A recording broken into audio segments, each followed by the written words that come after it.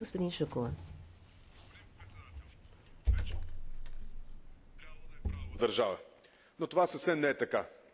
Неокомунистите у нас не се спират пред нищо. Председателят на българския парламент Георги Пирински ограничава свободата на словото, като налага забрани на журналистите, така че те да не могат да си вършат работата. В същото време се оказва, че господин Пирински е американски гражданин и според българското законодателство той е всичко друго, но не е и български гражданин.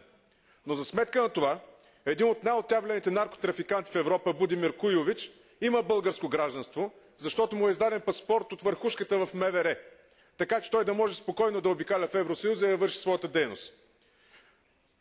Прокуратурата направи проверка, виновни няма, но паспорта е факт. В същото време най-опозиционната партия у нас, „Атака“, понася всекидневни удари от управляващите. Съпругата на лидерът ни, Капка Сидерова, направи спонтанен аборт, защото психотормоза върху нея стигна до там да я направят обвиняема върху едно скалъпено политическо дело. Накрая предлагам на господин Пьотеринг да направи нещо повече от това, да стои безучастен и да подкрепя неокомунистите в България. Благодаря ви.